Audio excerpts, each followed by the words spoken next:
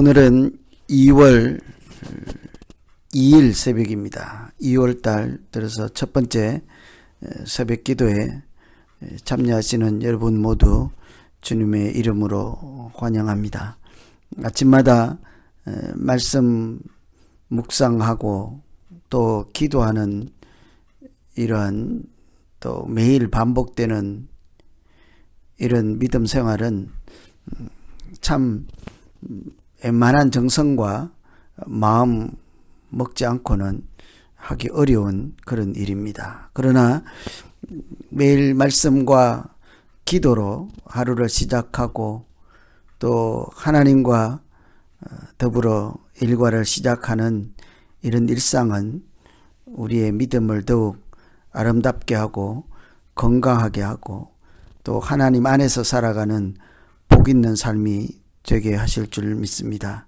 더욱 힘을 내서 매일 같이 기도하는 일에 참여하여서 하나님의 뜻이 우리 각자의 삶에 또 우리 교회 안에 이루어지는 귀한 은혜가 있기를 간절히 소망합니다. 오늘 새벽은 출애굽기 8장 20절과 24절까지 말씀으로 새벽 기도하려고 합니다. 여호와께서 모세에게 이르시되 아침에 일찍이 일어나 바로 앞에 서라.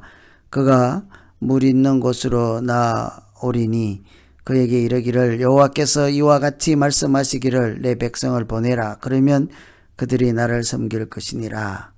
네가 만일 내 백성을 보내지 아니하면 내가 너와 내 신하와 내 백성과 너 집에서 파리떼를 보내리니 애굽 사람의 집집에 파리떼가 가득할 것이며 그들이 사는 땅에도 걸어가리라. 그날에 나는 내 백성이 거주하는 곳엔 땅을 구별하여 그곳에는 파리가 없게 하리니 이로 말미암아 이 땅에서 내가 여호와인 줄을 네가 알게 될 것이라.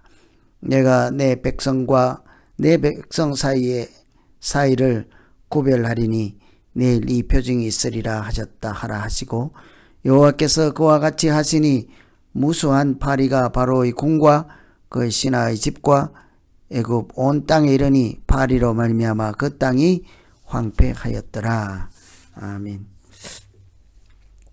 10가지 재앙 해당되는 내용입니다. 네 번째 재앙인 이 파리 재앙은 파리의 신을 공격하고 또 참신이 아님을 드러내는 재앙이라 할 수 있겠죠. 파리의 신을 바알세부이라 이렇게 부릅니다. 여기에서 바알은 주님, 주인이라는 뜻이고 세부는 파리라는 뜻이죠. 그래서 글자 그대로는 파리의 왕, 파리의 주라는 이야기입니다. 과연 무슨 파리가 재앙이 될까? 무슨 파리를 공격하는 것으로 무슨 의미가 있을까 싶은데 이 파리 자체가 문제가 아니라 파리를 주관하는 또는 파리를 통해서 이렇게 질병을 생기기도 하고 병이 걸리기도 하고 또 질병을 낫게도 하는 병을 고치기도 하는 이런 파리를 주관하는 신에 대한 공격이다 라고 생각하면 얼른 이해할 수 있을 것입니다. 기본적으로 출애굽기가 신들의 전쟁, 우상이 거짓 신임을 드러내고 참 하나님 여호와께서 이 땅에 유일하신 하나님이심을 사람들에게 알게 함으로 하나님의 자녀로 살아갈 수 있도록 인도하는 이야기가 출애굽기 아니겠습니까? 그래서 이 파리의 재앙도 마찬가지로 파리를 주관해서 사람들에게 병을 일으키고 또 고치기도 하는 이 신이 있다고 생각하는 이 사람들에게 병의 주관자 되시고 고치시는 하나님을 소개해서 그들의 눈을 뜨게 하시고 그들이 하나님의 백성으로 살아갈 수 있도록 인도하고자 하는 재앙이라고 할 수 있겠죠. 그런가 보면 이 땅 애굽에 사는 사람들은 여러 가지로 자기들의 삶에서 사람이 할 수 없는 그런 일을 만나면 하나하나 일일이 이렇게 우상을 정하고 그것을 믿고 오히려 하나님을 알지 못하는 그런 삶을 살고 있었을 때입니다. 이런 재앙을 내릴 때 우리가 눈여겨보고 있는 것은 바로 왕이 이렇게 나타내는 반응이죠. 이런 파리 재앙을 내렸을 때 바로가 보인 반응은 25절입니다. 바로가 모세와 아론을 불러 이르되 너희는 가서 이 땅에서 너희 하나님께 제사를 드리라. 얼른 보면 아주 완전히 이렇게 허락을 해주는 것 같지만 실상은 그렇지 않습니다. 사흘 길점 가서 예배를 드릴 것이다. 하나님을 섬기게 될 것이다. 광야로 가겠다고 하였습니다. 그런데 파리 재앙을 보고 바로는 이 땅에서 하나님을 섬겨라. 어떻게 보면 하나님을 인정하는 것 같지만 교묘하게 하나님의 백성으로 살아가지 못하도록 방해 공작을 하고 있는 것이라 할 수 있겠습니다. 웬관히 하나님을 섬기되 이 땅에서 섬겨라 하는 말은 하나님을 섬기되 여전히 바로 왕인 나의 백성으로 머물러 있어라 하는 이야기와 같다고 할 수 있겠습니다. 여러 가지 어려운 일이 생겨서 재앙 때문에 하나님께 양보를 하고 하나님을 인정하는 것 같지만 너희들은 여전히 나의 종이요 나의 백성이다 이런 얘기죠. 그러니 요즘으로 말하면 교회를 다니기는 하되 형식적으로 다니라 이런 얘기라고 할 수 있겠습니다. 우리가 교회를 다닌다고 하는 것은 예수 믿고 하나님을 믿는다고 하는 것은 주일 하루 교회 갔다 와서 출석하고 교회 다녀오는 물리적인 그런 모습을 두고 하나님을 믿는다, 믿음 생활한다고 하지 않죠. 내 삶의 주인이 하나님이요 나의 창조주 되시는 분이 바로 하나님이시고 내 삶을 인도하시고 주관하시는 분이 하나님이심을 알고 인정하고 그 하나님에게 순종하며 살아가는 모든 일체의 삶을 신앙생활이라 하는 거죠. 단순히 주일 하루 또 어떤 특정한 날 또 특정한 시간 어떤 특정한 행동만을 믿음이라고 하지 않습니다. 이 바로가 그런 사실을 알고 하나님을 섬기되 여기서 섬겨라. 특별히 자기들이 속해 있는 이스라엘 백성들이 속해 있는 세상에서 발을 완전히 뗄 필요가 없다. 이곳에서 해라 얼마든지. 사실은 온전한 신앙을 갖지 못하게 하는 유혹이라 할 수 있겠죠. 그래서 우리가 믿음 생활할 때 이런 장면을 생각하면 오늘 아침에 기도할 것은 하나님 아버지 내가 이렇게 세상에 발을 담그고 또 믿음에도 한 발 걸쳐놓고 이렇게 신앙생활하지 않게 온전히 하나님의 자녀로 살아갈 수 있는 길로 주님 인도하여 주시옵소서. 이렇게 기도하면 좋겠습니다. 우리가 왜 이런 기도가 필요하고 기도를 해야 하는고 하니 사실은 믿는다고 하는 것은 전부를 믿거나 아니면 안 믿는 이런 두 가지인 거예요. 중간 단계가 없는 거예요. 사실은. 저 사람 믿는다 하면 100% 믿는 것이지 믿다가 안 믿다가 하는 것은 사실은 믿지 않는 거나 마찬가지죠. 내가 어떤 사람을 믿는다 하는 것은 온전하게 다 믿는 거죠. 여러분 조금 90%는 믿는데 10% 믿지 않는다 의심한다 하면 그것은 90% 믿는 것이겠습니까? 사실은 안 믿는 것이겠습니까? 그런 경우에는 믿음이 없는 거죠. 조금이라도 의심하기 시작하고 불신하기 시작하면 사실은 100% 안 믿는 것과 다름없는 것 아니겠습니까? 그래서 우리가 이 파리 재앙을 통해서 볼 수 있는 것처럼 하나님을 섬겨라. 이 땅에서 해라. 달라질 것은 없다. 하나님을 섬기는 척해라 하는 유혹과도 같다고 할 수 있겠죠. 그래서 말씀드린 것처럼 하나님 온전하게 섬길 수 있도록 하나님을 온전하게 믿을 수 있도록 세상에 내 사고와 내 모든 관심과 내가 털어 삼지 않고 오직 하나님께 100% 속하고 하나님을 100% 인정하며 산 믿음으로 이 신앙생활하는 내가 되게 해 주시옵소서. 이렇게 기도하면 좋겠습니다. 그래서 우리가 바리새항을 통해서 한 가지 더 눈여겨볼 것은 이때부터 하나님께서는 구별하기 시작합니다. 그 이스라엘 백성들을 이제 애굽 사람들과 이렇게 나눠서 구별하기 시작하죠. 보면은 22절에 내가 여호와인 줄 너가 알게 될 것이라 하고 바로 다음에 보면 내가 내 백성과 내 백성 사이를 구별하리니 내일 이 표징이 있으리라. 사실 하나님께서 이렇게 그 백성들에게 주시는 은혜는 하나님의 백성들을 구별하여서 하나님께 속함을 나타내는 것이 하나님께서 보이는 재앙, 이적, 또 표적이라 할 수 있겠습니다.